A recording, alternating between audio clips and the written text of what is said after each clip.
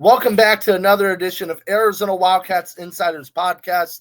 I'm your host, Troy Hutchison, and we are officially 1 day away from Arizona kicking off its fourth game of the season as the Wildcats take on number 14, Iowa State, on the road in Ames, Iowa, to open up Big 12 play.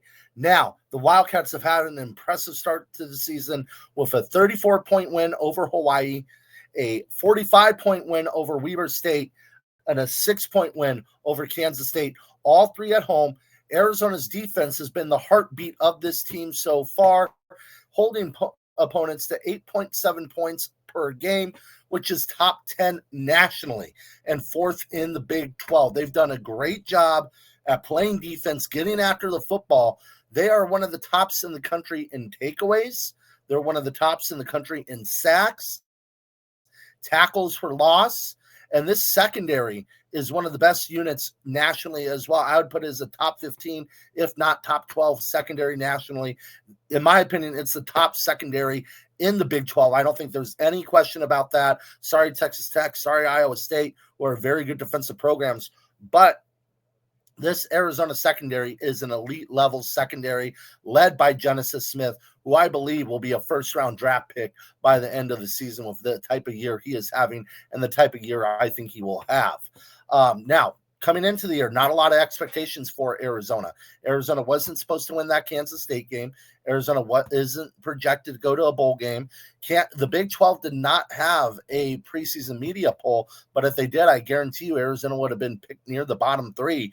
But this Wildcat team, they are getting the job done, not only defensively, but offensively as well. Seth Doege has done a tremendous job since coming in as the offensive coordinator, taking over for Dino Babers. Last year, Arizona averaged around 21 points per game. This season, they're upping that to 37, which puts them in the top 40 nationally. Again, that will all even out. If you stay in that 35 to 40 range, you're going to be a top 12, top 15 offense, most likely in the nation. So Seth Doege's done a terrific job there. They haven't turned the ball over yet this season. They are +9 in they've turned the ball over on special teams. I should say offensively, they haven't turned over the football, and they're a +8 in terms of turnovers because you do have that muff punt as the one lone turnover on the year. They're running the football at a high clip, and Noah Fafita has been a very good game manager thus far. The completion percentage isn't there. He had the big game against Weber State, and he's slowly getting better, slowly progressing in this offense week in and week out. Now you have the bye week. It'll be interesting to see what he can do against the Cyclones. Talking about that bye week, it was a big week for the coaching staff. It's a big week for the players, and it's a big week for recruiting. They're able to ramp up their practices. They do 1 day less or a couple days less, but it's the same intensity level in the practices that they had. They keep it at the same intensity. Doege said you don't want your team to lower their intensity during the bye week because it's hard to gain it back. It's hard to gain back that rhythm, that momentum, that drive. After you have a week off, you get lazy. So they didn't want that to happen, but they did have time to recover. They did have time to recuperate. And during the first availability report of the season, guys like Traden Stukes were not listed. Trey Smith was not listed. Those were the two main ones that Arizona was worried about coming into this game. Riley Wilson was not listed. That's a great sign for the Wildcats. However, Kedrick Reesano was questionable for this upcoming game.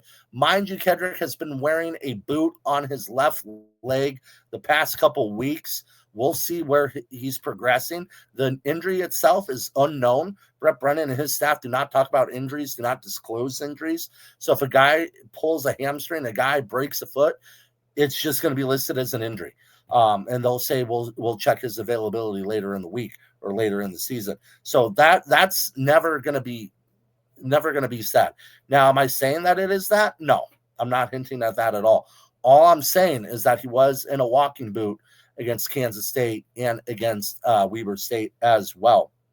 Now, with that being said, Arizona's gotten healthier. They had the bye week to reevaluate things. And let's talk about the depth chart. A couple things that surprised me on Arizona's depth chart this week. They release a depth chart every week. We take a deep dive every week, even if there's not changes. we take a deep dive because we analyze what Arizona has done up to that point in the season and what players have done up to that point in the season and how the depth chart should shape up, how we think it should go. Left guard.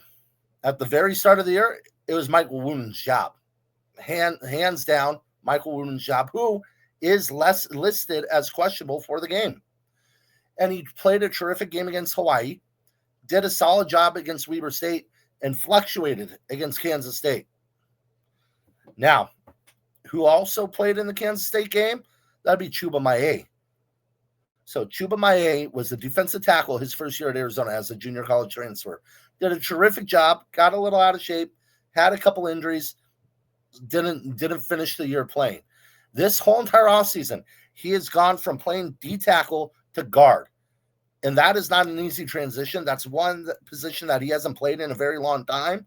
So they saw him slowly progress, slowly get in shape, get ready for that moment. He played against Kansas State and did a very good job. And right now he is listed as the number one left guard on the depth chart as a either-or starter with Michael Woonen. He is an or, but Chuba Maye is the number one guy on the list. So do I think that's going to continue to progress? Yes.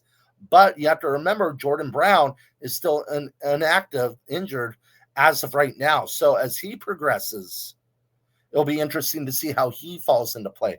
But that left guard position, let's see if Michael Woonen's healthy and how that all shakes out between the three of them. But right now, it looks like Chuba Maye is the lead guy. I know Seth Dagey said he's not committal right now to anybody at that left guard position. He wants to see a competition. But if you look at the depth chart, it is what it is. So right now, he is the lead guy. Number two, the punting game, specifically special teams, has been a headache for Arizona. You have the muff punt.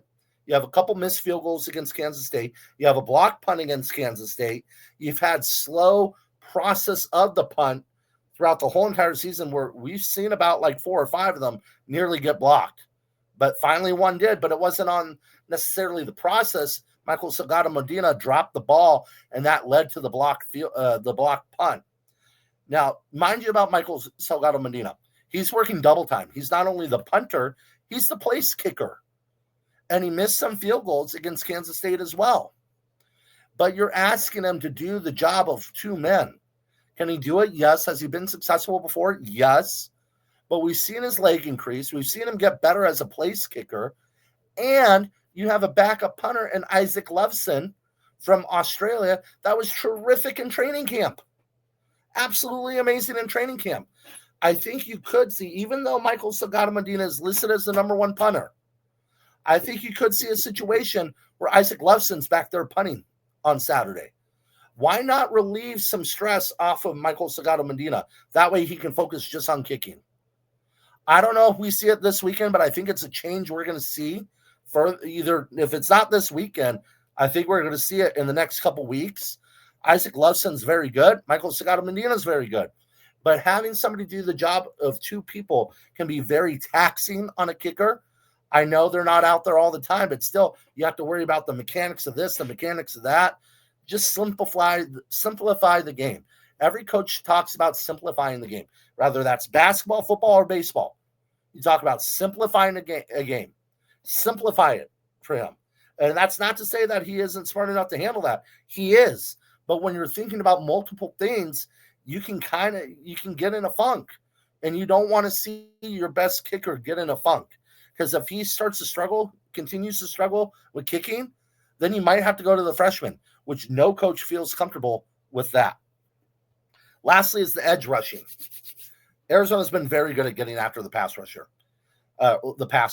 Trey Smith, by far the best pass rusher on this team, hasn't been fully healthy. We'll see if he's a full go. He isn't listed, so he should be a full go. But I want to talk about Malachi Bailey. He's been a pleasant surprise because in training camp, it was hard to watch him play. He did not look like he belonged on a Power 4 football field. It looked bad. I'm talking really bad.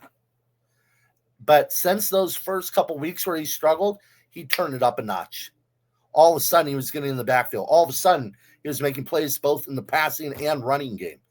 And now he's playing well on the football field. Had a great game against Weber State, very good game against Hawaii, and a tremendous game against Kansas State, helping keep Avery Johnson in the pocket. I think it's time you see him take the number 1 spot over Dominic Salesio. Now, Dominic's a little bit more athletic. Dominic can get downfield a little bit easier. But I don't know, man. I don't know. I love what I see on Malachi Bailey. Coaches are talking about him, but we'll see how it all shapes up. Be sure to follow us at Arizona Wildcats on SI is our Twitter account, or go to the website Arizona Wildcats on SI, or follow me, Troy Hutchison, at THutch1995, and we'll see you next time.